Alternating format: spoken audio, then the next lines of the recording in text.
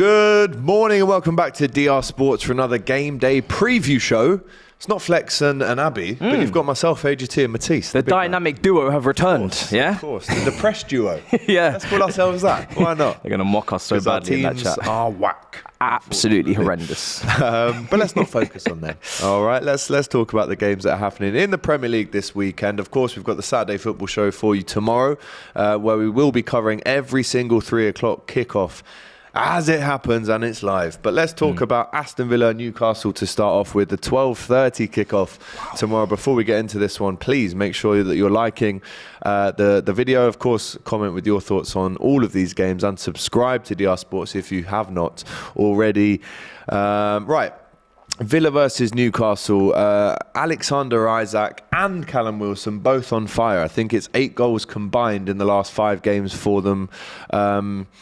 He scored in each of Newcastle's 3 Premier League away games. Okay, only Peter Beardsley in December 1993 has ever scored in 4 consecutive away games for the Mags. Newcastle have conceded a goal from just 7.2% of shots faced in the Premier League this season. 21 goals conceded from 293 shots. It's the Magpies' lowest such ratio on record in a single campaign in this competition, and the lowest for any side since Liverpool in 2018-19, also 7.2%. But Aston Villa have scored at least once in all 17 of their Premier League games under Unai Emery.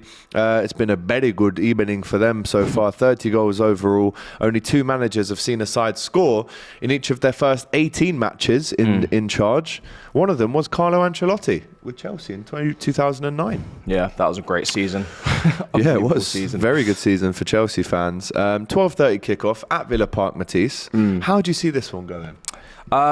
This is probably one of the games of the weekend. It is, actually. Because there's a lot riding on this. Yeah, there's a lot riding on this. Obviously, Aston Villa are in great form. They've put themselves in European places. It's insane how they've just shot up the table. They were kind of staggering in 11th for a good, 2-3 weeks or a month even. And then they just suddenly just came to Stamford Bridge, slapped us up, and then just never looked back. And now they've pushed up the table. And if people are talking about Europe now, Champions League. When you look at the manager and the pedigree that he's got in Europe, and obviously what he's done in his career, and then you look at the team that he's put together with Watkins up front and the creators in Buendia behind and Leon Bailey, etc. There's no reason to think why they're not a problem. There really isn't. They're the 3rd most informed team this calendar year, I think, behind Manchester City and Arsenal. There's no reason to think that they can't cause problems. And in terms of Newcastle as well, that's a team that is they've responded to the Carabao Cup final defeat.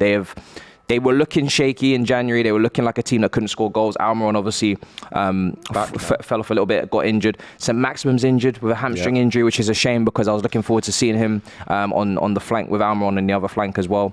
That would have been Newcastle's strongest attack. But Alexander Isak and Callum Wilson, like you said, really, really, really having some good vein of form. And I think the thing is with Newcastle is that they're very organised. They don't concede a lot of goals, and now they're starting to score goals. So they've got the perfect kind of balance. Great balance. Yeah. For brilliant. A football match, really, isn't it? I wish we had balance. Hey, there is no balance. There is no balance. It's all gone, unfortunately. Bank account balance for you. Well, yeah, that's gone. We never had that anyway, did we? And we will talk about Liverpool and Jurgen Klopp's thoughts on Jude Bellingham later on in the show. Of course, we've just dropped a video on the Cop TV, so make sure you go and watch that after to get my thoughts. But score prediction for this one: Aston Villa at home against Newcastle.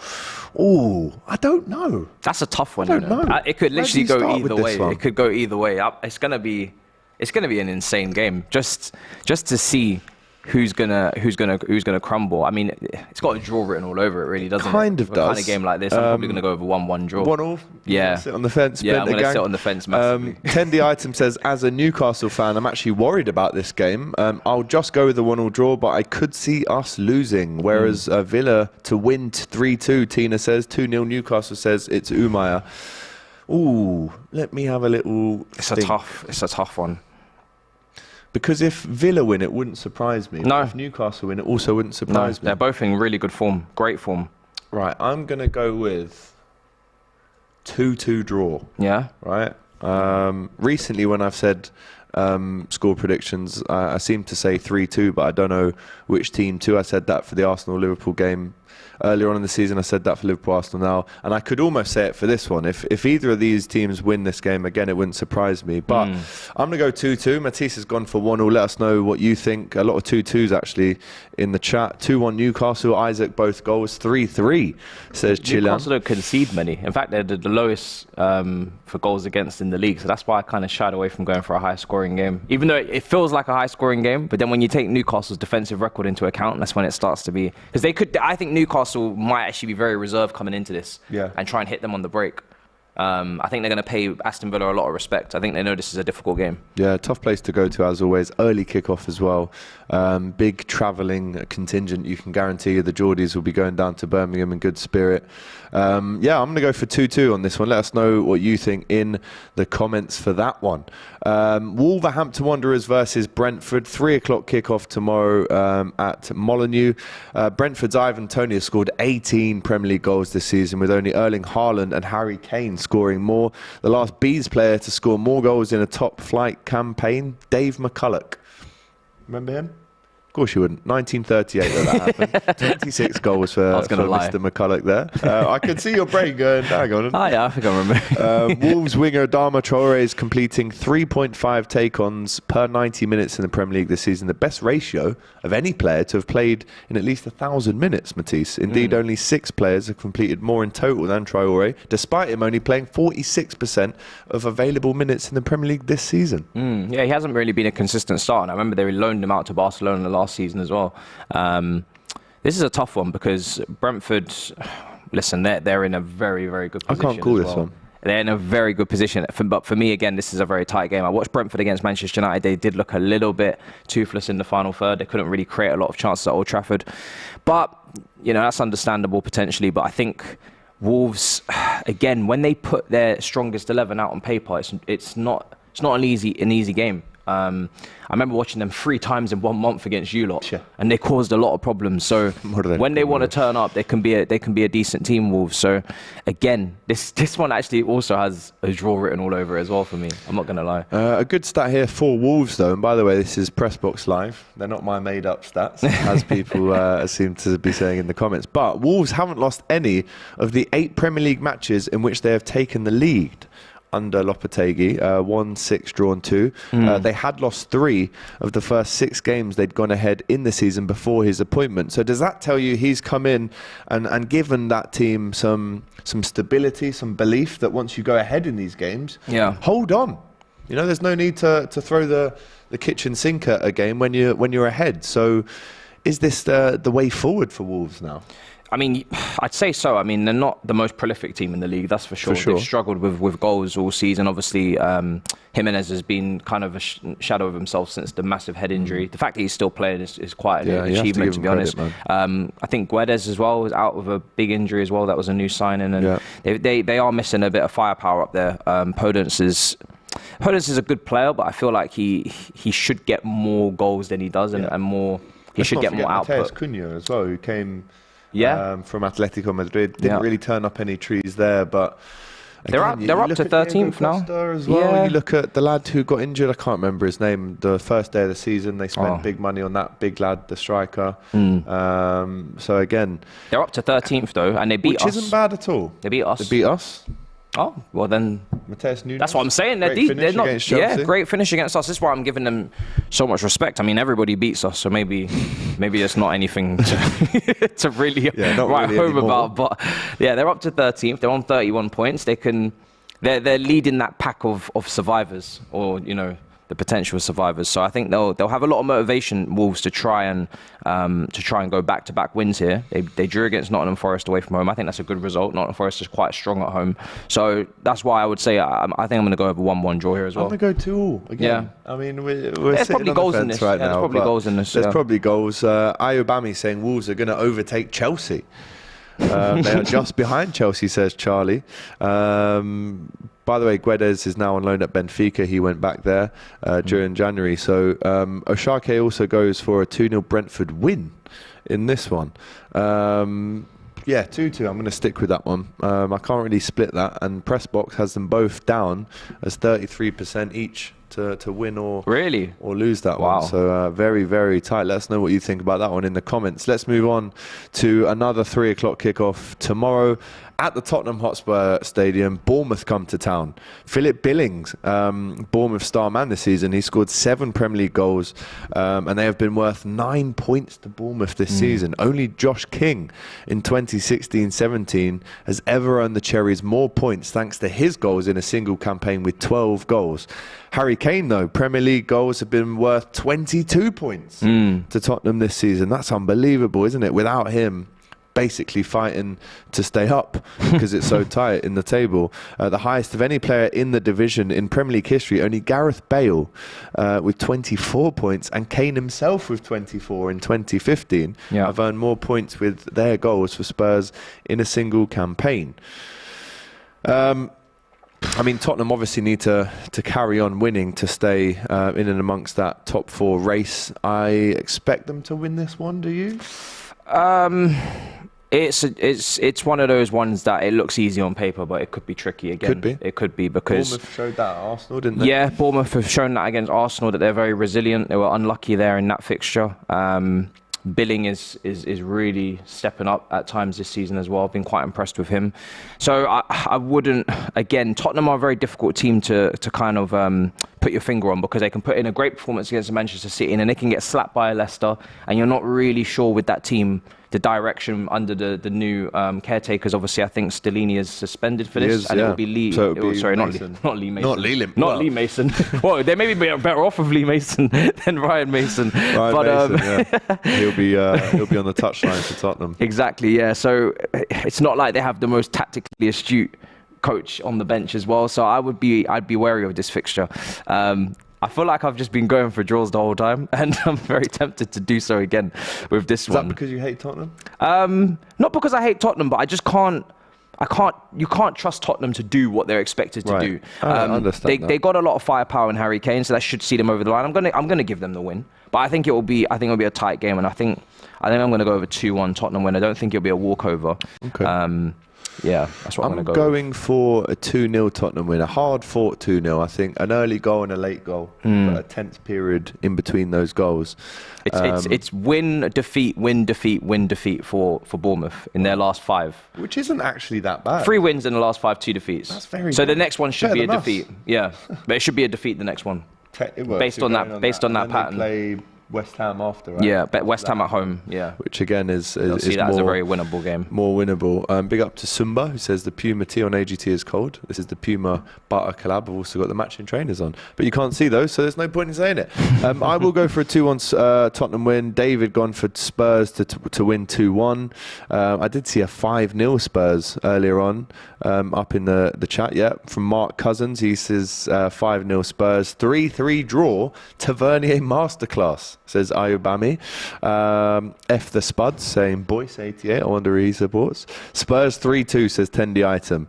I'll go 2-0 Spurs, and I think they just about creep over the line in that one. But again, Bournemouth will trouble them in this game. I don't doubt that. Right. Southampton versus Crystal Palace.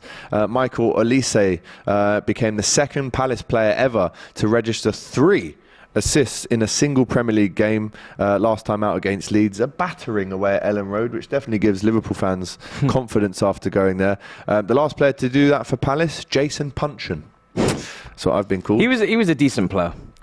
He could used to play for Barnet as well. Yeah, he did, didn't he? Yeah, back in the day, man. Yeah, he could whip one. His surname has become synonymous with telling people that their girlfriends are better looking than them. What? Have you ever had that? No. Jason Puncheon? I've actually never heard Flex that. actually told me that. Really? You waste man. Yeah? You sausage Flex. That's how I learnt that phrase. That's mad. Rah, punching, yeah? I was like, shut up, man. Listen, it's better to be punching up than down. But yeah, listen, Jordan Ayew has been involved in more goals for Palace under Roy Hodgson this season, 3 goals and 1 assist, than he was under Patrick Vieira with 32 games It's unbelievable, that one, by the way. He could also become the 16th different African to record 50 goal involvements in the competition and the first from Ghana, which is great. But if you actually look at his record, it almost makes me think, how is this guy still playing as a number 9 in the Premier League? I think it's 30 goals in around 300 games in the Prem. He does work incredibly hard. He does. And that's why he's still around. Tactically, that's what coaches are going to be looking at him for in those moments. But you're right. Palace, I've watched them many a time this season and thought to myself, if they had a top striker with all that chance creation of Elise and Eze, I mean, we saw them link up last week. Finally, we saw goals. We've been waiting for it. Exactly. And it's came. Vieira was kind of using them together. Sometimes he was playing them in a midfield 3 together. Elise and Eze in a midfield 3, and then sometimes he play Elise on the right with Eze in the 10. And then when you add Zaha to that, you think, wow, that's a really exciting team to watch. But then when you top it off with a Mateta or an Ayew up top, it does kind of takes the shine off of it. So, yeah. Let me ask you a question. If you're Patrick Vieira, what are you thinking now? I think he would feel hard done by, considering the fixtures that he had at the start of the calendar year. They should still pick up maybe a couple of more, a win here or there in comparison to what they actually did, which was no wins. True. Roy Hodgson's come in now and got 2 wins on the trot, 1 battering and a late winner as well. I mean, you can't start any better than that. You can't. And really can't. This is another team that could overtake mine if I'm not careful. I think he'll feel hard done by, but I don't think he's done his reputation any harm. I think he's probably done it some good, considering the way he turned that team around from a Gary Cahill and a Scott Dan and that kind of team who were kind of aging. Joel Ward. Yeah, Joel Klein. Ward. Yeah, exactly. And he kind of on. had the influx of young players, Gurhey, Anderson, all of these guys coming through, and he's kind of changed. He's kind of changed the way the club is kind of perceived in a way. So I think he'll get a decent job out of that to kick on from this side. I don't see it as a bad thing. Don Robinho says Ayew is the reason Vieira is jobless. Savage. Absolutely savage. Let's get some score predictions in for that one. Mukhtar has gone for 2-1 Southampton, the first loss for Roy. Vieira, an awful manager. He ruined Eze and Elise, says Mustafa. I think this one will be a draw, low-scoring game, saying Dom Dewsbury. I would tend to agree with that as well. Southampton 1-0, I feel, 10 item, and Palace 3-1 away win for a shock. I mean... It's so strange, isn't it? Because Southampton can turn up sometimes. Yep. Listen, they went and beat you away. They've beaten City at home this season in the Carabao. Beating us really means nothing. Sorry, I think it was the FA Cup. Of course, it doesn't mean much this season. However, when you look at the quality that they can produce, it makes you think, why are they so far down in that table? I mean, we're looking at it now. Bottom of the table. They're basically, 8 games to go. They're not cut adrift. We've seen great escapes before. I don't even think it's on the level of a great escape. 1 win and you're basically right back in the pack. I've seen some serious... It's just the escape. It's the escape part. Not the great escape. Can they? Yeah, it's not the great escape. It's just the escape. But I think they're going to go down. I really do. So tight. I keep saying the same thing you did, which is there's something that the team can pull out when they play to their best. James Ward-Prowse is there to bail them out. But he can't bail them out every time. He can't keep doing it. And I actually think they're going to lose this game. Come bail us out, mate, if you want. You want him? Mate, if Southampton go down, I don't know. What about Lavia? I take Lavia. Again, a good player, comes from good stock at City. But for me, Prowse, great age. Deserves the move. Deserves a move, obviously. But I hope and again, he won't maybe agree with this, but I hope his loyalty to the Saints doesn't cloud his he'll leave. His judgment in the summer. He has to leave and push on. No, I don't think he owes them anything. No, I think the fans would say, go on, go and do your thing. James Ward-Prowse in the Championship would be a cheat code. It would. It's not fair. No. So he can't stay there. Totally agree with you. Grealish and him in the same team is literally a cheat code as well. Because Grealish will win all the fouls, he'll take all the free kicks and score. So England should take a look at that. Maybe he comes and plays in midfield with Trent. Because we're not getting Bellingham, are we? But there you go. I'm going for... Do you know what? I'm going to go against everything I just said there. I'm going just because Palace did beat Leeds 5-1. Yeah. And it is the game straight after that. They haven't had a home game to break up that form. So I'm going to go for an away win. Yeah, I'm going with a Palace win. I'm going to go 2-0. 2-0. Yeah, I'm going to go 2-0. Savage. But if you are watching JWP, you know where to come. I'm being desperate now. Yeah, you're actually desperate. My cards out, yeah. saying let's get some. Still can't believe that. Blazers in the door. Ward-Prowse is just a free kick specialist. I would disagree with that. He's actually a very, very technically gifted footballer, and of course he does excel at free kicks, as we know. Don't forget, by the way, we do have some boxing for you tomorrow night. We've got the big one, Joe Joyce versus Zhang on DR Sports. Saturday night fight night. You cannot beat us. Join us at 9 p.m. for the live watch-along. Here is the boxing team on DR Sports to tell you a little bit more. Ooh. Joe Joyce, the Juggernaut, versus Zhilei Zhang. Someone's getting knocked out, as Eddie Hearn once famously said. It goes down live Saturday, DR Sports Boxing. Make sure you're there, man. We're going to be getting the beers out. We're going to be with the boys, having a great time. You do not want to miss it. Joyce, Zhang, put it in your calendar. Make sure you're there this Saturday on DR Sports, because it's about to get tasty. Make sure you check it out.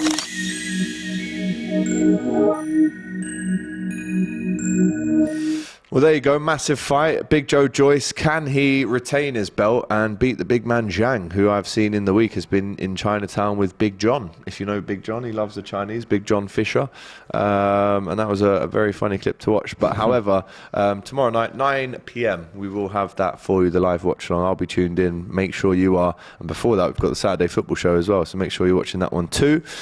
Everton versus Fulham. At Goodison Park, 3 o'clock kickoff, right? Jordan Pickford has made 9 saves in Everton's defeat at Manchester United, with only David Raya making more saves in a Premier League game this season with 11 against Brighton in April. Indeed, Pickford's only made more saves in one Premier League appearance, making 11 saves against Arsenal in May 2017 for Sunderland. Great stat that is. Willian created 5 chances for Fulham in their 1-0 defeat to West Ham, his most in a Premier League game for the Cottagers. At 34 years old and 242 days, he's the oldest player to create 5 chances in a Premier League match for Fulham since... in 2012, I'll give you a little 2012 little time to guess there. Let us know in the comments. I'll give you a clue. In 2012, this man was the captain of Fulham. Oh, 2012. He's also a pundit on a very popular Saturday night roundup highlight show called Match of the Day. Oh, Danny Murphy. Correct. Of course, yeah. Danny Murphy, lads. Big up to PJ in the comments for getting that one correct. Anonymous went for Zamora. Tendi. Yeah, I had Zamora in my head. I was waiting for you to give me the captain. Zamora's not going to... No, he's not, so that's why I didn't say it. He might put 2 or 3 away. Berbatov would have been a shout, but I don't know if he was at Fulham at that stage. No, he was a little bit before that. Yeah. But let's not forget that Fulham team in 2010. Yeah, UEFA Cup final. Atletico Madrid defeat there. Yeah, and it was extra time as well. Yeah, Falcao. Yeah, it was. Big up to Fulham on that one. But listen, this is a tough game for them. They go away to the toxic cauldron it can be sometimes at Everton. How do you see this one going? Marco Silva looking for his first Premier League win over Everton, a club that he managed for 53 games. This has a 0-0 written all over it. Yeah. Fulham without Mitrovic is a tough one. They 8 games Solomon suspended. Scores goals. Yeah, but they basically said to him, the season's done, go on holiday. After that suspension for the referee incident, and then Everton, their attack is just also toothless. Really, really tough to watch on the attack. They do have the set piece threats of Tarkowski and Cody and Keane, so I wouldn't be surprised if Everton snuck a 1-0 win here. You never from really a set see piece. Everton thump teams at home. It's always a really nervy, tense 1-0. Yeah, isn't it? not since the days of Mikel Arteta and Tim Cahill and Yakubu and Distan. Yeah, those lot. That's the last time I saw Everton at home really putting teams to the sword.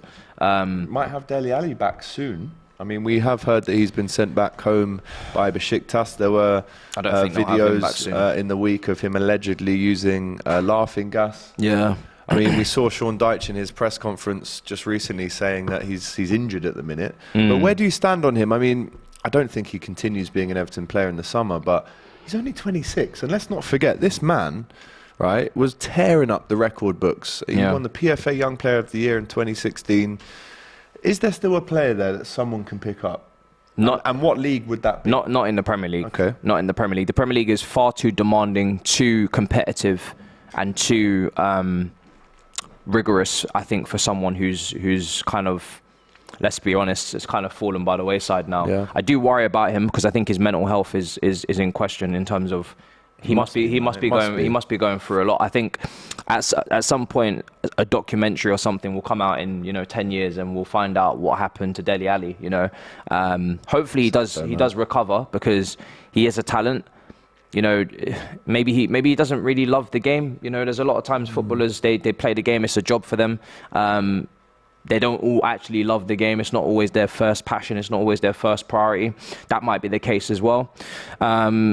I think he'd probably have to drop a division. I think he'd need to drop a division. Could he go? I mean, he tried Turkey. Obviously, hasn't worked. But could he, go to Roma under Mourinho? No, I mean, Mourinho would. Mourinho, he's the reason why he's probably playing. Did you see that clip from the Amazon? Yeah, he was right though. He was right. He got it spot on. And I was thinking about this the other day. Ever since that clip, it has literally gone exactly the way he said. I think he'd have to drop a division. I think go into another country. I don't know if that's You really see him in the Championship? Yeah, 100%. And the Championship would be the way he's moving. Go take that. No, the way he's moving right now, the Championship would be a struggle for him. Honestly, the way he's playing right now, and the way that he is kind of. I'm just trying to think of other clubs where he. Not in the Premier League. France, Italy. I think after the Besiktas move and the disciplinary issues and they suspended him or whatever happened there, I don't think that any club is going to take a gamble, especially in Europe where funds are tight. Maybe in Nice because they take a Barkley and they take a Schmeichel, Ramsey, But I think his stocks are way lower than those guys were. I think a Championship move is next, and I think if I don't know. Give me a team. I mean, it all depends on his wages. MK Dons? Back to them? MK Dons, it would be full circle. SE Dons, yeah, I mean, SE Dons, yeah. It depends on if he's going to take a wage cut, Dele Alli, as well, because Dele Alli... Oh, he's going to have to. He's going to have to take a big wage cut, but I think Championship is max. In this country, I think Championship is max, and I think Championship is a very competitive league now. Yeah, oh, mate, it's very league to play in Europe, it's really difficult. Sure. But I think it'd be a good challenge for him to take the step down. You really have to fight for everything in the Championship. It's a very competitive league. We've seen, MLS. I feel like that's kind of like that's not going to get him back on track. Last resort. Yeah. If he goes to the MLS, I don't think that environment is going to get him back on track. I think that's going to turn into a holiday situation for him. And you might actually see him drop off even more because America's like, there's just so much to do in America. You stick him in Barnsley on a Championship. Oh, that's a humbler. Do you know what I mean? Like Barnsley, there's no fun in Barnsley. Do you know what I mean? You've got to focus. LA Galaxy, exactly. So I think he needs to go to a Championship team, a town, Ipswich or something. And whoever's in the Championship, shout out you, man. Do you know what I mean? Big up the Championship though. I love watching the Championship. And I think he needs to go to a team like that, and that's maybe where you might find Dele Alli just zone in and focus on his football. But if not that, then I saw he might be Poet finished. reach out to him on Twitter the other day and say, listen, let's do an interview on Filthy Fellas. Let's get the real story behind it. Yeah. And it would be, I do think you're right in terms of when you say there's going to be an interview or a documentary that comes out. He's got a lot of things to say. Yeah. And there's still a player there, man. There is still a player there, I believe. But I don't know. People are laughing at the talk about Ipswich there. Go to Wrexham. Yeah. Send him to Tranmere. I prefer Barnsley to London, says Tendy Item. Can you imagine him going to Wrexford? Mate, I don't know. Do you know what? It wouldn't actually... Oh, no, but hang on. They're in League 2. They will be in League 2 next season. Yeah. No, it's a massive... I understand Ben drop Foster off went to there. the Championship, but... Yeah, Ben Foster went there. Four drops. Ben Foster's a Championship level starting goalkeeper. And he's playing for Wrexham, but he's got a YouTube channel. Yes, and I don't think that was a smart he business won't be playing move. there next year, will he? Foster, do you reckon? Yeah, I think he'll stay there. If he can keep getting Ryan Reynolds in the vlogs, I don't see where you Absolutely, yeah, for sure. I don't think we've given a score prediction yet. No, I'm gonna go over 1-0 Everton win. I'm going to go over 1-0 Fulham win. Okay. I think it's a 1-0 either way or a 0-0. It's going to be a low scorer. To be fair, the one shining light Everton have had this season, I do think, is their midfield. Yeah. Packed in tight of Onana, Gay and Doucouré. Yeah. But also Fulham's midfield has been excellent, and their defence has as well, and maybe Palhinha turns up this weekend. Everton 2-1 win, says K1. Calpac 2-1 as well. 2 Everton 0-0, says Oyoy Savaloy. Great name.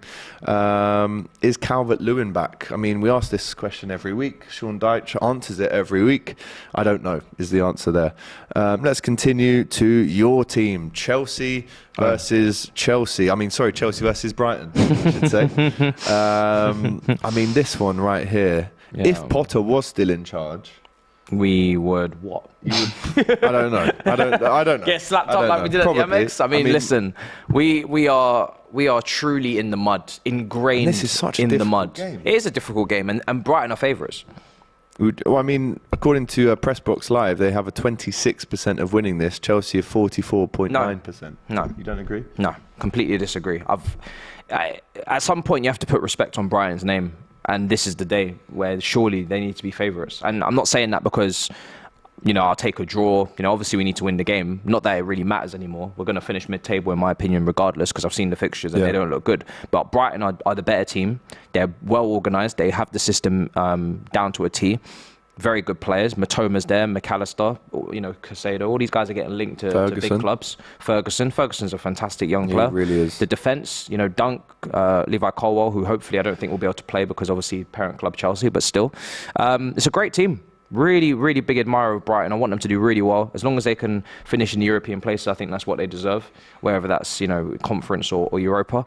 Great recruitment. And they've been, so many players have been taken from them. Us, and then you have Ben White and you have all of these guys that have been taken, and they're just like, fine, no problem, we'll just kick on. We'll carry on. No problem. They keep growing wings and flying again when the wings get clipped. A couple of stats here that don't read well for Chelsea. Chelsea have failed to score in each of the last 3 Premier League games, despite attempting 52 shots with an expected goals total of 5.5. The Blues last went longer without a goal in September 2007. I think that was the time when Mourinho got sacked for the second time. Yeah, the Leicester defeat maybe, was it? Yeah.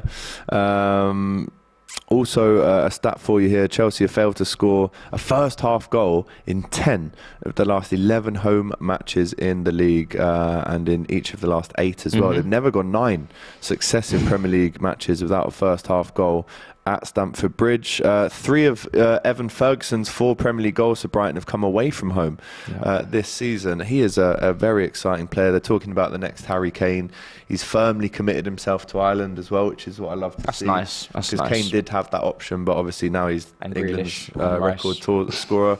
Grealish and Rice. I actually remember at the time, 2013 or something like that, when Grealish was on loan at Notts County. I watched him play there because I went uni there, and I remember the head of Ryanair, I think his name is Michael O'Leary, he said, if Jack chooses Ireland, because obviously Ryanair is a very Irish airline, he says, if Jack Grealish chooses Ireland, I'll give him and his family free Ryanair flights for the rest of his life. It's like, does he really want those though? Dude, that's probably why he chose England. Does he really want to go on Ryanair and get his seats kicked in by a kid behind him? I was on a Ryanair flight. Delayed, was it? 2 hours delayed, plus we had to change planes. That's what I thought. Tarmac. There you go. That's what I thought. And I almost got into a fight with the air stewardess. He was picking his nose and his ear. Oh, mate, oh, it's a disgrace. Jesus Christ. No. His hair was all over the place. He just woke up. It's a disgrace. Have you made it out of the hood? No, not yet. Not yet. When the deal's there, you still take a gamble. Listen, when the flights are that cheap, it's the same with me. I cuss you go to Ireland all the time. Yeah. I mean, you have to go with them, really. Do you know what I mean? You be cussing them, but when you see that price, you're like, you try and take one bag. But don't ever get on the last flight because you will be delayed. Yeah, facts. The last flight. Honestly, mate, it's a howler airline, man. But we keep. Ryanair's a humbler.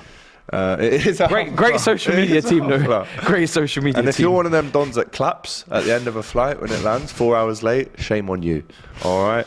But listen, big up Ireland, man. They said it's a brilliant accent in the comments as well. Yeah. Well, I am more Irish than I am English, so it should be that. It should be. All right. Prediction time.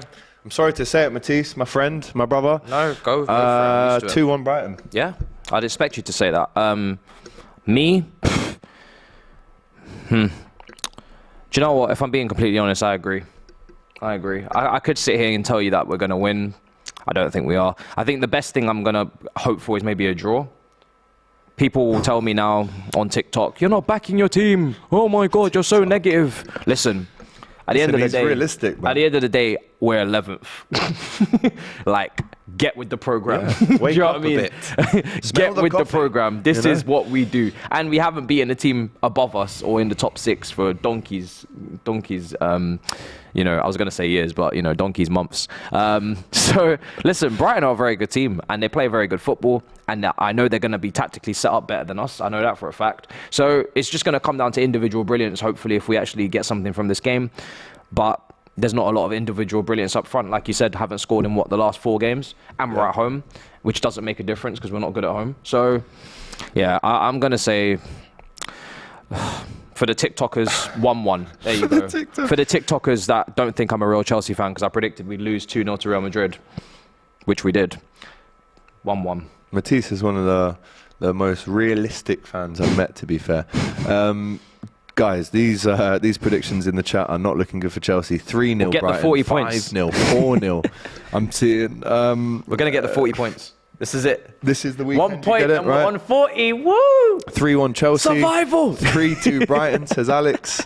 Cowpack 3-0 Brighton. 4-0 Brighton. Oh, my word. I haven't seen one Chelsea win in the chat here.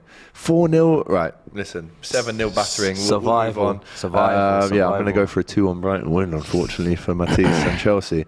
Manchester City versus Leicester City. This game, actually, in the past, has thrown up a few surprises. The 5:30 kickoff. Little stat here on Jamie Vardy. He's played in 299 Premier League games and could be the first player to make a 300 appearances in the competition. He scored more league goals against Pep Guardiola's Man City than any other player. He scored 8, Matisse. A very good record. Whilst he is just one of 3 players to be while he's one of just 3 players to be each of a club's record appearance maker. Don't even think that makes sense. Goal scorer. Yeah, I'm reading out nonsense here. Kelechi Iheanacho scored for Leicester in this exact fixture last season. The only former Man City player to score in consecutive Premier League away games against the Citizens. Yeah. Paul Dickoff. Back in 2004. Thomas Cook days. Thomas Cook days, absolutely, yeah. Main Road days, I think. Your favourite travel agent, but other travel agents are available. Are they? Or are they? I don't think they are. Me and you on a Ryanair to Dublin.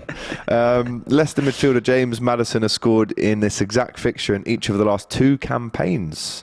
Only 2 visiting players have scored in a Premier League goal at the Etihad in 3 consecutive seasons. Do you know who those are? Wait, say that again. 3 consecutive seasons? Yes, at the Etihad, they've scored a goal. The first one you'll never get, but the second one, I'll give you a clue. We've already mentioned him on the show today. Danny Murphy? No. He did score a penalty, though, against... He did. Do you remember the... Yeah, Hodgson. and the whole circle around. Yes. Yeah. I'll give you a clue. We've mentioned him playing for Everton. I'm going to cheat and look at the chat. Tim Cahill it is. Oh, yeah, We have mentioned him. Yeah, I was going to say Arteta. Across 2008 to 2000. Someone said Dele Alli. Yeah, not quite. Man City obviously hunting down Arsenal in this title race. Leicester trying to avoid relegation. It's very, very different ends of the table. But is there any chance Leicester have got here? I mean, obviously a lot of people are going to predict a City win, but are we giving them any chance now? No? Absolutely none, he says. This is the easiest game to predict of the weekend. Manchester City are going to beat Leicester, and it's just a case of how much. Okay. And you can clip this, all right? Because at the end of the day, Manchester City are in their bag. They're in their bag right now. Yep, this is their time of the year. They've only just got stronger. They've accumulated all of the Infinity Stones. They've got Grealish. They've got Haaland. They've got, everyone accumulated. John Stones is accumulated. Ake's accumulated. What a performance. Akanji. What a performance against Bayern Munich. I thought they were going to, I was hoping that they was going to, take a little breather because, it's not the Premier League. This is Bayern Munich. Just have some respect, have some grace, have some decorum against my former manager. Do you know what I mean? Against Leroy Sané, against Cancelo, your former brothers. And they just decided to punch them up. And then your brother punched him up. Quite literally. And then he punched him up as well. Yeah. So, listen, Manchester City right now are just moving mad. They're very angry. I don't know who's offended them. Whoever it is, don't apologise because I need them to keep doing this. Probably the judges in the court of law. Yeah. Ever since then, isn't it? Ever since the courts of law got involved, on Manchester City and said, your grass is too long, you spent too much, you've done this, you've done that. Fake sponsors. Fake sponsors, do you know what I mean? You're not carrying over the travel expenditure on the balance sheets. Ever since they've been literally told they've done everything wrong for the last 10 years, they've just done everything right. Yeah, they've just done everything right since. So I don't know about behind the scenes. I'm just saying on the pitch. But to give Leicester some hope, do you remember in the year they won the league, which is going back a couple of years now, they won this game 5-2 away. Yeah. And I think they won a couple of seasons ago there as well with James Maddison and Vardy. But not this time. But not this time, right? No. 5:30 kickoff. I'm fully expecting City to romp this one. Apply the pressure again on Arsenal, who play on Sunday. Have to. Yeah. And again, we could be talking about a very different title race this time next week if Arsenal don't bounce back. But I'm going for a 4-1 win here. Is that fair? Oh yeah, more than you can believe. I'm going to go over 3-0 win. Haaland. Your boy John Terry, part of the coaching staff with Dean Smith at Leicester. Interesting situation. I didn't really see that coming. It's a bit random. But Dean totally Smith as well was at Aston Villa. With Terry, Yeah, with Terry. So a little bit of a connection there, I guess. And I think it'll be interesting to see where Leicester go from here, because they were linked to Rafa Benitez, and I thought if they got Rafa, I was like, yeah, they're staying up. Yeah, they're definitely staying up. But I don't know. Leicester's defense against that Man City attack, especially with those individuals.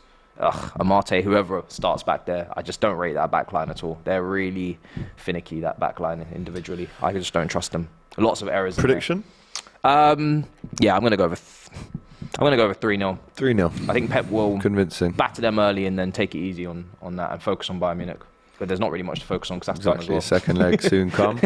Let's move on to Sunday now. West Ham United versus Arsenal. Will Arsenal bounce back from the draw at Anfield last week?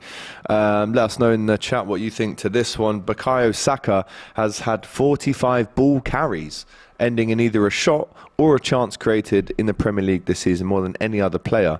Gabriel Martinelli has been involved in 4 goals in his 4 Premier League starts for Arsenal against West Ham, 3 goals and 1 assist, netting his first ever goal in the competition in this fixture in 2019.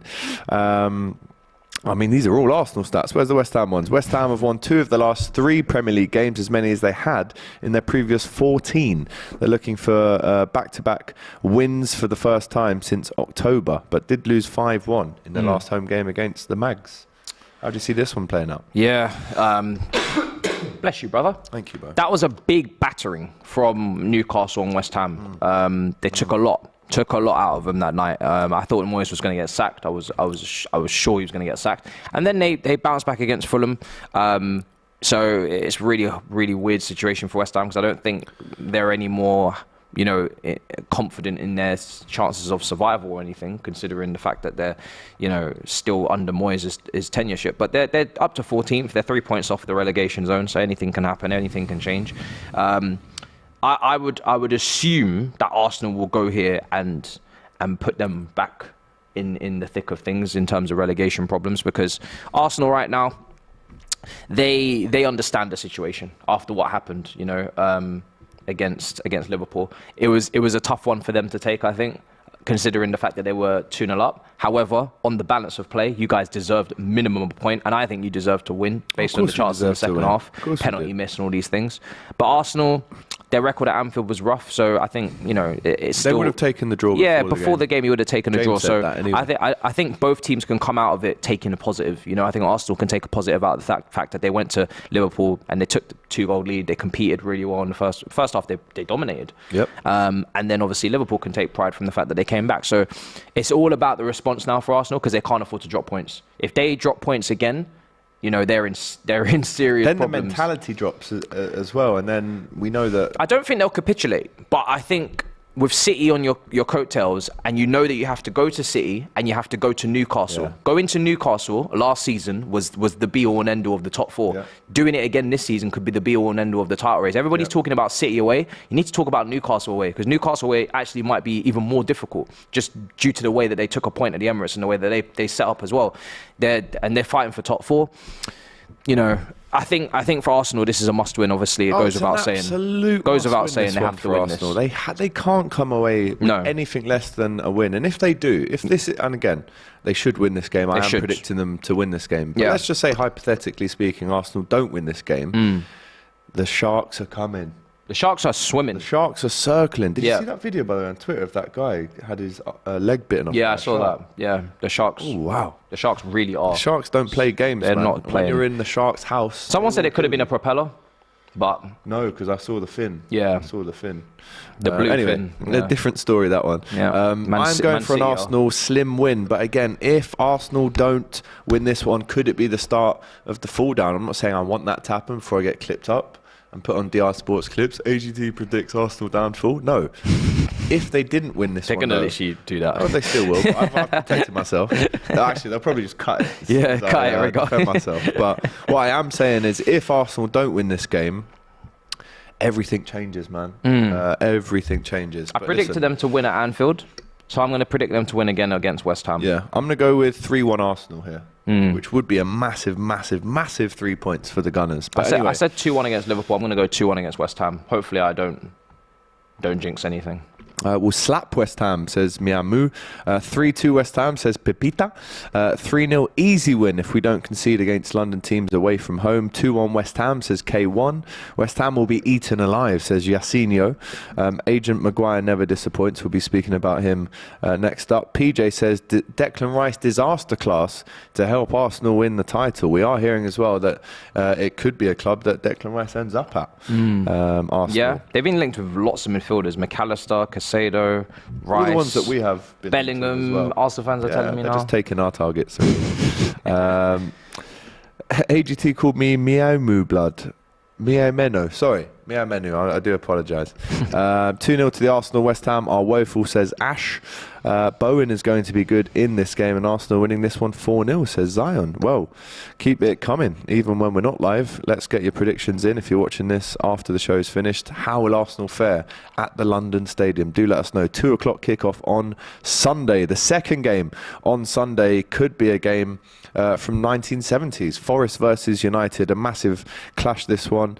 I think they have 5 Champions Leagues between them, these two teams. So, as I said, a very typical English game, this one. Prestigious. However, as you saw last night with Neeks, right, there was a lot of arrogance from this side. I saw the clips. The watch-along last night. Yeah. And then that smile was wiped away because Varane goes off at half-time. And that wasn't just a precaution. I do believe that you don't take your best centre-back off for no reason and bring on Maguire centre-back. Martinez, I mean, bro, that one looks really bad. And Rashford's already out as well. And Rashford's already out, plus Bruno is suspended for the second leg. Yeah. He will play in this one. But what did you make of that injury to Martinez? That isn't one for me. I mean, he couldn't put any weight on it. We're hearing Ten Hag saying it's not an Achilles injury, but it was totally innocuous, that one. Yeah. And they're normally the worst ones. It was strange to see him be carried off because... By the opposite team. I know there is Argentinian teammates. Yeah. If I'm a United player, I'm a bit embarrassed. Yeah. I didn't help him off the pitch. Yeah, I would look at it like that as well. And I would also think, you know, the whole point of a stretcher is that the stretcher comes onto the pitch, so he doesn't have to move and carries the player off the pitch. But it seems now we're carrying players to the stretcher, which kind of defeats the purpose of the stretcher. Yep. But yeah, it was a strange one. I think Manchester United, in the end, were kind of caught complacent. I still think they should be beating Sevilla. I didn't come out of that thinking that Sevilla are... You know, Sevilla are 13th in La Liga. People were saying that a team that Manchester City Group own are actually ahead of them in La Liga. Begins with a G. I don't want to... Yeah, I didn't want to mispronounce.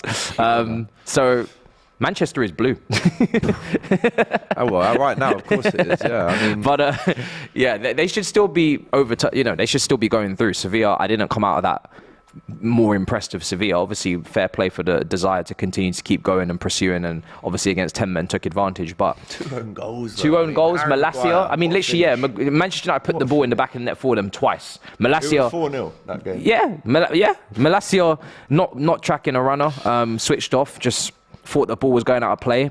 He got punished for it. Maguire, I said as soon as he came on in my watch along, it's a party when he comes on, and it was a party because he headed it into his own net. Great finish. Great finish. You know, if his head wasn't as big as it is, I don't think that finds the bottom corner with that speed it does. De Gea must be fuming. He made some really big saves. It's so Maguire only to be beaten by both of his own defenders. Yeah. Who do you think was at fault for the first goal? Because we had this big debate last night. I said De Gea should take at least 30% of the for being beat at his near post. No, not even for that. For not communicating with Malacia to say, there's a man behind you. Yeah. Because if you watch it back, Elanga goes like that. He's going, and that means in football, let it go. Yeah, like, shield it out, let the ball go out of play. So he's getting that from Elanga. But how is the defence not telling him that there's a man creeping up behind him, which of course leads to the cross coming in. Again, super unlucky for Malacia to have it deflected onto De Gea. I mean, I can't really blame De Gea for not saving it at the near post. It came at him so quick. But whose fault is that last night? Because I've been asking the same question for a good 12 hours now. I think Malacia definitely takes most of the blame purely because he needs to be aware of his surroundings. As a fullback, you are graced with being on the side of the pitch. You don't have to scan too often apart from A, to check your runners, B, to check your runners. Do you know what I mean? That's all it is. Check your runners. You know, check over your shoulder, your blind spot, make sure that there's nobody there. And to let a 37-year-old Jesus Navas should have started the game, creep up on you, creep up on you like that is you know, at the level that Manchester United aspire to play at, it's inexcusable. He's obviously young. Manchester United, if they don't progress, they'll look back on that moment, and obviously, you know, that was the start of the capitulation.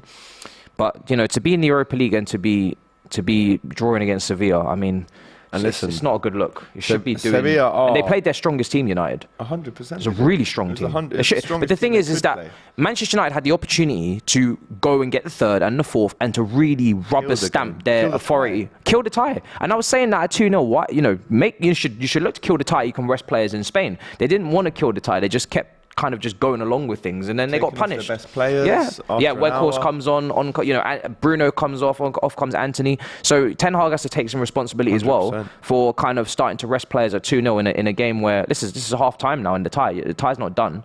So they did have to play the last 15 minutes with 10 men as well, which obviously didn't help. But listen, Sevilla in the Europa League, I think, are what Real Madrid are in the Champions League. They don't die. No. They keep going. It's kind of almost their competition, even though they are 13th.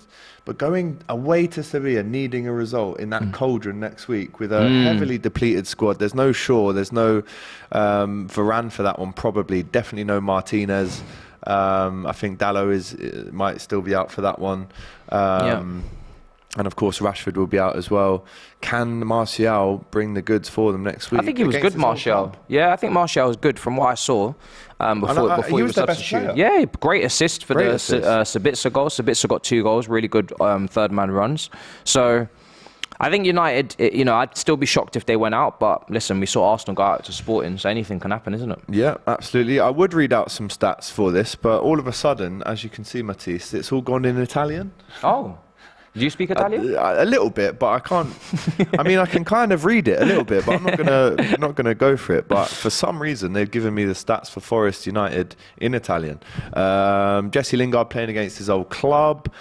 It's an away game. We've lost there this season. A very tough game to go. Yeah, a very tough place to go to. Yep. How do you see this one faring, and considering Forest home form this season? Yeah, Forest is a tough place, and I think Manchester United they need to be careful, because although I have them in the top 4, you know, a couple of poor results and they'll be really under some serious pressure if they're not already. So, and they're juggling multiple competitions at once. So obviously that takes a toll on the squad, takes a toll on the recovery, the fitness. Maybe, you know, that leads to rotation. Now that game against Sevilla is clearly not done, and it's, you know, which game is more important? That's what I'd ask Manchester United fans. Is it the Nottingham Forest game? Is it each game as it comes? Or is it the Sevilla game where you have the opportunity to kill 2 birds with one stone, get a trophy, and of course then qualify for the Champions League?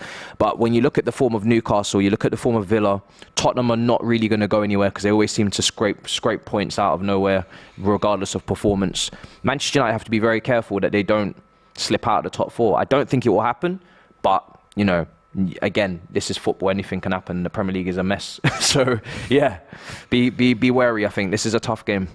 Yeah, and Forest do have some players that can hurt United. You look at Brennan Johnson, one of the top scoring under-21s in the league, I think only behind Saka or Martinelli this season. Very, very good player, I have to say. And obviously Jesse Lingard against his old club, he'll have a point to prove as well. Yeah. United won't get top 4, says Kut Lawano. Anonymous saying 3-1 Forest, 2-1 Forest from Dale. Easy win for Forest, saying Jez for Prez. 7-2 to Forest, says Anskam. Forest is easy, saying Megaloman. It's definitely not, my friend. Matisse is the reason for Chelsea's poor form, says Leslie. Bit of a random shot there, but is what an influencer. What an influencer for me. What an influencer that is, lads. Hey. Jesse with the gritty incoming, saying James Bond. 2-0 to Forest. United finito, saying Down Street. It's a tough one, man. Tough one, mate. Sunday away. I'm going to give them a scrappy 2-1 win.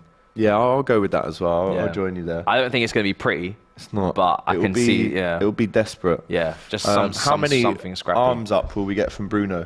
What's the XA on this one? XA on this one. I'm going to go with expected 5 arms ups. 5? Yeah.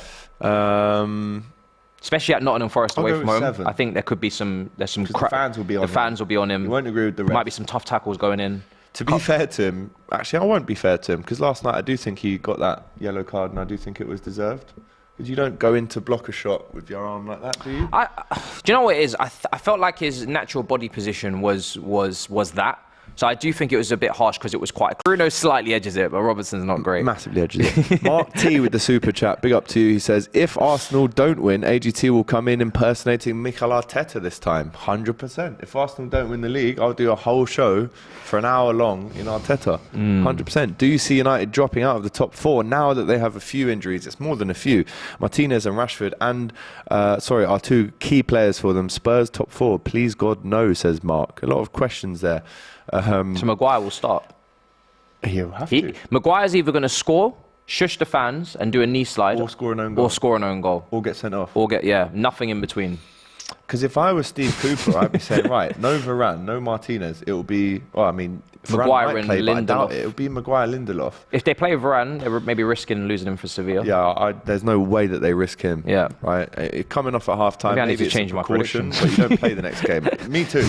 Maybe I need to change my prediction. Forest, I'm going for, actually. I might change if you're Steve Cooper, are you not saying Brennan Johnson, Emmanuel Dennis, Lingard, whoever's playing, Morgan Gibbs-White, get in and amongst those centre-backs? Get stuck in.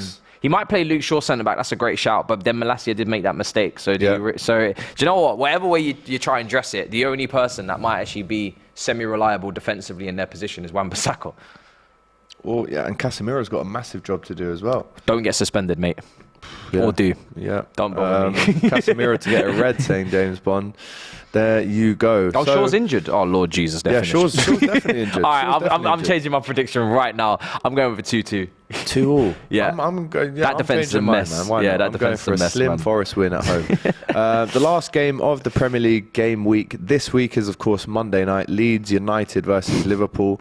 Patrick Bamford scored his 50th goal in all competitions for Leeds in their 5-1 loss to Palace. The first player to hit that figure for the club since Ross McCormack back in 2014. He's looking to score in consecutive Premier League games for the first time since May 2021. However, on the other side, Mohamed Salah has 7 goals in 5 Premier League appearances against Leeds for Liverpool, scoring in their 3-0 win at Ellen Road last season. No Reds player has more Premier League goals against Leeds than Salah. Robbie Fowler also has 7. He obviously went to Leeds from Liverpool back in 2001.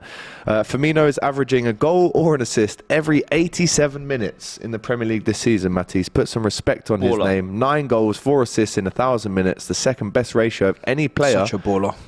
Other than Erling Haaland. I love this man. I can't believe he's leaving. He's leaving. I'm honestly heartbroken. It hasn't We hit should take yet. him on a free. But he'd never come don't to you us. dare. No, because your place is a graveyard for number 9s. Let's have it right. Yeah. You I did think that to Arsenal and look what happened. No, you know what? And no one survives that. No one Let me ask survives you that. the questions. Yeah, because this is your game. How are you feeling going into this? Because obviously that whole Bellingham news Yeah, we've got to move on from that really soon. On from that, but I know the fans are pretty.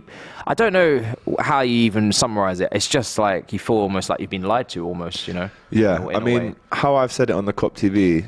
And it might have changed since 2 days ago, but there's 10% of people from my audience anyway that said, oh, we didn't want to pay that much for him anyway, he's overrated. Then there's the principal 20% of people that say, oh, this is a marketing ploy. Look what we did for Alisson, Thiago, Jota, all these players that we said we were out of the race for, and then we went back in to get them, and now they play for Liverpool. And then the 70% of people saying, no, this is finished. I can't believe this, FSG out. We've been lied to, we've been hoodwinked, we've been led along, we've been teased. And I probably fall into that category considering what Klopp said today in his press conference. I don't think this is marketing. I thought initially when I saw it, I thought, oh, they maybe have put in a bid and then they've put out one of their journalists to try and hush it all down and keep it under ropes while Man City are playing. But then everybody kind of jumped on it. And when everyone does that. Yeah, and then Klopp as well. And I'm like, And to be honest, it makes sense. I don't know where you'd find the money for that. If he's 120 million, where's the money? Where's the evidence to say that you could pay that kind of money? You don't ever pay that kind of money for anyone. I saw a graphic yesterday. It said over the last 10 years, Liverpool have won $500 million in terms of getting far in competitions and winning them. Yeah. So there's $500 million. But so you guys. You know, the problem is you don't need just Bellingham. You No. know, if you needed just Bellingham to finish off that, cherry on top of the cake, then you maybe would actually go and get him. But you need minimum 2 midfielders. Oh, mate, there's an argument to say three, to be honest, a 6 and 2 8s. And then you need to look at one centre-back probably. And if you want to get a second choice goalkeeper, and then if Ramsey doesn't return from the Aberdeen, obviously, then a right back as well. So it's a proper rebuild that's needed, and I could understand why Bellingham for 120 million or whatever it's going to be doesn't work, especially when there's competition from City and Madrid. But don't tell me Plan B is Mason Mount though. That's what I'm. Mason Mount is a quality player for you guys. For sure, Gallagher, cool. I understand your reservations. Don't tell me because they're not even similar players. Bellingham They're not, Mount. but I think that's part of the potential puzzle that maybe you get him and maybe. And 3 more, maybe. And maybe a couple more. But if we're not getting Jude, bring me Caicedo. Yeah, but bring me McAllister. Bring me Mount if we get those 2 as well, because that would literally solve. And I agree with you. Bellingham doesn't 100% fix every problem we've got. No, but he certainly goes a long way to doing that. And I think, considering the window isn't even open yet, right? We've still got 6 weeks till that window opens, and we've still got probably 20 weeks until the window closes. I can't see how Liverpool from here on in turn this one around and get Jude. But anyway, I think if you got Mount, you would be pleasantly surprised with what a good signing that would be, depending on the price. Yeah, again. If you got Gallagher, I'd understand now you'd be pissed. You know what I mean? When the guy goes in and slaps down 50p on the table and walks off in the corner shop. That's us for Mount. I'm not paying 70. I'd like Ruben Neves as well. I like Mateus Nunes. There's so many There's a lot options. of midfielders out there. There's a lot of options. Mateus Nunes, you want him? Right, I know he scored against us, but I'd rather have Neves over Nunes. Sorry, Neves. I would agree with that. Just more accomplished in the Prem. Different players though. But in answer to your question, how am I feeling? Listen, if we show what we did in the second 45 against Arsenal, we should romp this one, considering Palace have just won their 5-1. However, Luis Diaz coming back, Thiago will start this one for Liverpool. It's the kind of atmosphere on a Monday night that you don't want to play against if Leeds score early or if they injure one of our players like they did to Harvey Elliott. But I will go for a Liverpool win. And again, Klopp said in his press conference today, we've almost got nothing to lose. And I agree but disagree, because mathematically top 4 is still on, but I'm ruling us out of that now. But there is still something to play for, and it's clearly pride. Let's try and get some wins on the board. Let's try and score a few goals. Let's see Luis Diaz coming back as a new signing. Do you guys not want to qualify for Europa League? No? I mean, no, I don't. You don't want to. You don't. So I'd rather Champions League. But okay. So if you can't get Champions League, Europa League or Conference League or nothing, I'm guessing you're taking nothing. Nothing. Or Europa League. I'll take Europa League. So then you don't need a win. Then you need to lose. Okay. Well, listen, there it is. I'm still going to go for a 3-1 Liverpool away win. Obviously, Liverpool's away form has been absolutely shocking this season, but with the renewed optimism of Thiago coming back, we obviously had a really impressive, dominant performance against Arsenal in that second half. With Diaz coming back in as well, it gives us another option up front. We've almost got too many now with Diaz, Gakpo, Nunes, Jota, Salah, Firmino. Who starts, who gets dropped, I'm not sure. But I'm going for a 3-1 Liverpool win. I'm going to go with a 2-1 Liverpool win. Okay. I hear it. I probably will regret that. 5-0 Liverpool, 3-1 Mo Salah brace. AGT, don't speak nothing. Europa is good for you. Big up Ahmed. 2-0 to Leeds, 2-1 to Leeds. 2-0 to Liverpool, says Osake. And there you go. I think we've wrapped ourselves up here on the Game Day preview show on DR Sports with myself, AGT, and Matisse. Pleasure. If you've watched this live, make sure you're liking the video, comment with your score predictions as well, and of course subscribe if you haven't already. Make sure you go and subscribe to Matisse. Just touched how many subs on your channel? 47k almost, 48 by the end of the season. Yeah, that's the target. We love to see it. We love to see it. Help us make it happen. And I'd love to get to 35 before the end of the season. So if you want to hear more about what Klopp has said about Bellingham this morning, less than 2 hours ago, then make sure you go and head to the COP TV, and you can cry, you can laugh, you can like, you can comment, you can subscribe on there as well. But Matisse, as always, my bro, big up to you. Absolute pleasure. And I'll be back here in this very seat tomorrow on the Saturday Football Show. But until then, take care. Goodbye.